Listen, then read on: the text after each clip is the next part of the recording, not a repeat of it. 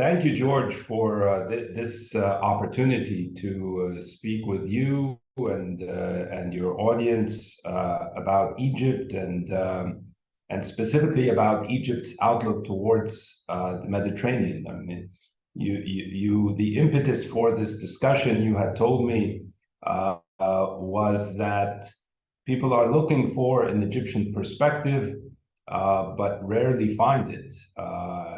And this is much needed given Egypt's central role in the Mediterranean and the centrality of Egypt itself.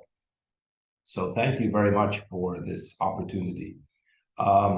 Let me start by contextualizing the how Egypt looks towards the Mediterranean region and its outlook for the prospects for regional cooperation moving forward and Egypt's role in that context.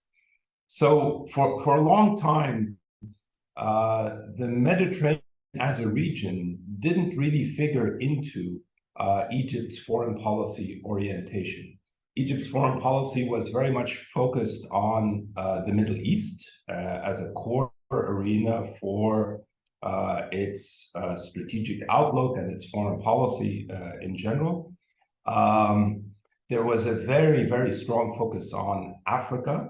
Again, as Egypt is one of these unique countries that belongs to two continents, Asia and Africa. So Africa was a very important arena for Egypt's foreign policy. And globally, Egypt's foreign policy and international politics were very much aligned with either one of the two superpowers at the time. So after Egypt's emergence as a republic after 1952, there was a very strong orientation towards the Soviet Union that shifted during the 1970s, where Egypt's foreign policy was much more anchored in a very close strategic cooperation with the United States. The Mediterranean didn't really figure so much in this outlook, but that started to change during the 1990s. So after the end of the Cold War, Egypt was one of the countries in the southern Mediterranean that began to look to the region and began to think about the strategic challenges that face the Mediterranean as a whole, and Egypt being a major Mediterranean state, started to see how we can overcome those challenges. And the principal challenge that emerged during the 1990s from Egypt's perspective was this north-south divide between Europe in the north and the southern Mediterranean in the south. And that divide was based on a difference in terms of the overall outlook from both shores of the Mediterranean. There was a divide in terms of development. I mean, a very underdeveloped southern Mediterranean and a very prosperous, affluent northern Mediterranean. And so there was a need to cooperate to bridge those divides. And this was really the impetus, or one of the impetuses, for the Euro-Mediterranean dialogue that Egypt, of course, was a very big part of.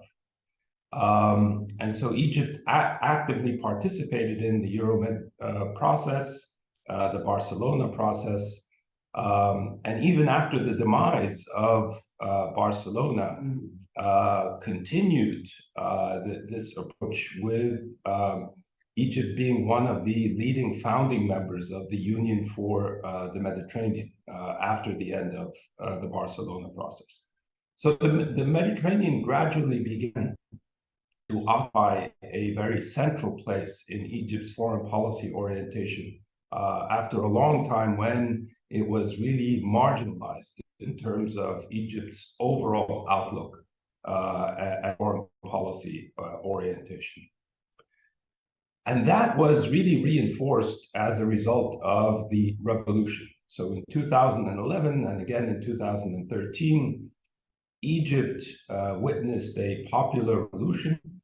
And revolutions are always a time for reconceptualizing both issues of domestic politics and also foreign policy.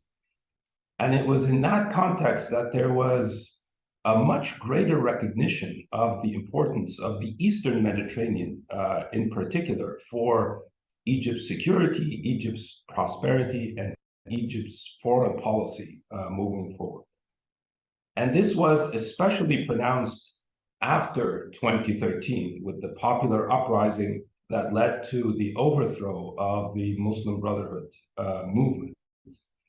And it was in that context that Egypt began to reconceptualize much of its traditional foreign policy orientation, and it looked to the Eastern Mediterranean as a distinct region in its own right, and saw that the Eastern Mediterranean was an arena for a real potential of cooperation that Egypt can be a part of, and also an emerging arena of competition, and one from which emerged a number of challenges facing Egypt that it had to address. So, for example, after 2013, you saw a very concerted drive to enhance and accelerate Egypt's bilateral cooperation with countries such as Greece and Cyprus. And that turned into a very distinct form of trilateral cooperation. Egypt, together with Cyprus and Greece, trilateral cooperation based on issues of economic cooperation, investment, defense, energy. And so that orientation took on a very distinct focus based on the Eastern Mediterranean as a region. You also saw this with Egypt's initiative to organize an institutional forum to enhance cooperation with respect to natural gas. So the offshore gas discoveries that took place during the 2000s and after 2010 were a major impetus for Egypt taking the initiative to organize the East Mediterranean Gas Forum as an informal grouping of states, both producers and consumers of natural gas, and the forum being later turned into an international organization, so fully institutionalized as a platform for regional cooperation focused on natural gas. You saw this as well in the later impetus to build power connectors for those countries in the southern Mediterranean that have a surplus of electricity, exporting electricity to countries of the north. So we have very ambitious plans for moving ahead with power interconnectors. And so all of this really reinforced the orientation that began to be focused on the Eastern Mediterranean as a distinct region in its own right. Now, with these opportunities, there were challenges, as I mentioned. And we saw how regional conflicts began to spill over into the Eastern Mediterranean in a way that really did pose a challenge for countries of the region, and Egypt being among those states that were affected by this particular challenge. I mean, for Egypt, that challenge really focused on Turkey. So after 2013, Turkey took a very negative posture towards the political change that happened in Egypt.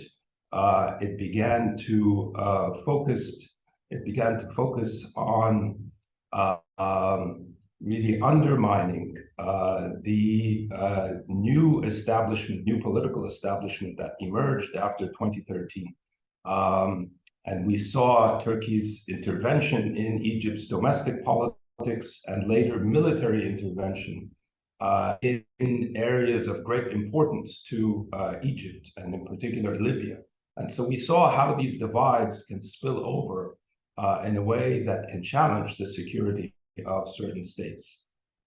Thankfully, we always extended our hand to reconcile with Turkey. And that took place a couple of years ago with the return of ambassadors and the reconciliation that happened as a result. And now we have a very strong and growing relationship and partnership with Turkey on a number of fronts. And so all of these things really highlight the potential of cooperation, but also the potential challenges that come and that really put an imperative on addressing regional conflicts in the Eastern Mediterranean. And so against that backdrop, Egypt really looks to the Eastern Mediterranean as a very promising zone of potential regional cooperation. And it's this outlook that really began to figure more and more in the context of Egypt's foreign policy moving forward. And really, Egypt's approach has been to anchor the potential for regional cooperation between states of the Eastern Mediterranean and really emphasize that this has to be based on a number of core principles. So the principle, of course, of mutual cooperation for mutual benefit. And that, of course, was the impetus behind the East Mediterranean Gas Forum.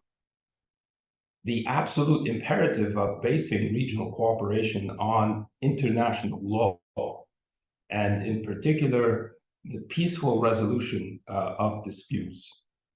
And of course, related to that, the imperative of emphasizing the respect for sovereignty and non-interference in the domestic affairs of states. And then finally, and this is very important, the real impetus for a very concerted conflict resolution effort to address and get at the core roots of the conflicts in the region.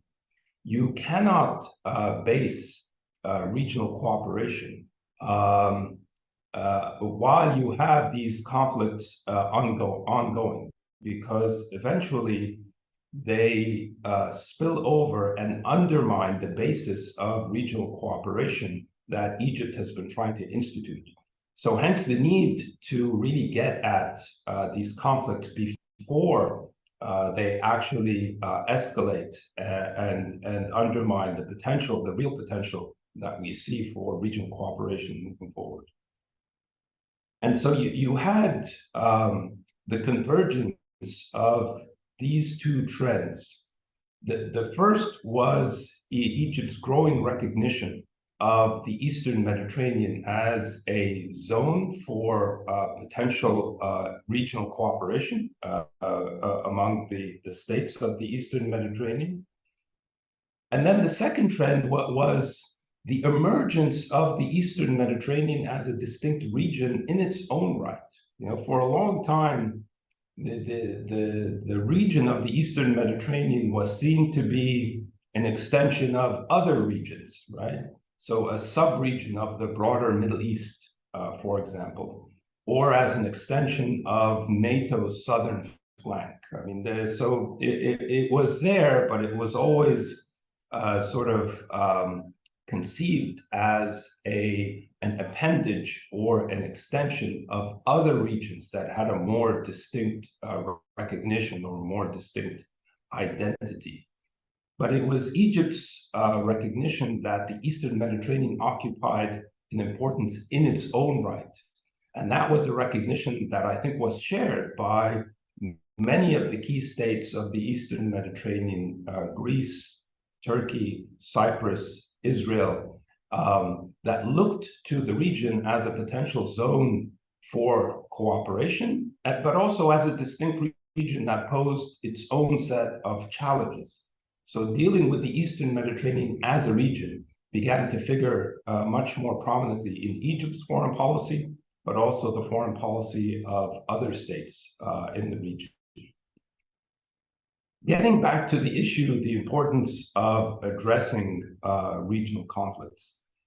I think we saw this, of course, in a very tragic way with the eruption and escalation of the Israeli-Palestinian conflict, and in particular, the ongoing war in Gaza. This conflict is really one illustration, and unfortunately a very graphic illustration and tragic illustration of how conflicts can spill over into their own regions and undermine regional cooperation. So just by way of example, we've seen how this conflict, brings back things that we thought were relegated to the very dark days of the 20th century, right? So things such as collective punishment, things such as ethnic cleansing, things such as the forced displacement of civilians, from innocent civilians from their land. And this is a conflict that affects the broader region. I mean, we usually think of Israel-Palestine as a conflict of the Middle East. But we're seeing more and more of how this conflict has real spillover effects in the Eastern Mediterranean itself. So the prospect of the escalation of this conflict to other fronts in the region, right? So Lebanon, Syria, potentially. We saw how this conflict from the very beginning led to a very dramatic instance of military escalation, with the United States deploying 2 carrier battle groups to the Eastern Mediterranean as in an attempt to contain the conflict. We saw how this conflict can really affect the very important sectors such as natural gas production. We saw how a company like Chevron had to suspend temporarily its production of gas over security concerns related to this conflict. And that, of course, led to the interruption of gas flows to Egypt, which is exacerbating a very difficult energy situation in Egypt at the moment. So we're seeing how these things can have spillover effects into the broader region. And that really emphasizes the imperative that Egypt has always stressed of the need to get to and resolve the core issues at the heart of these conflicts in order to lay a very firm and solid foundation for regional cooperation and hopefully regional security moving forward. So those are the principles that Egypt is proposing as the anchor for regional cooperation moving forward. And this is a very central plank of Egypt's foreign policy. Egypt is now more and more looking to the Eastern Mediterranean as a zone to realize its own interests, but also the interests of the region collectively. And as always, Egypt seeks to be the center of those regions in which it operates and in which is the focus of its foreign policy. So Egypt as one center of an emerging East Mediterranean region that is figuring very much in the broader foreign policy calculus of Egypt moving forward. Let me stop there. Thank you, George.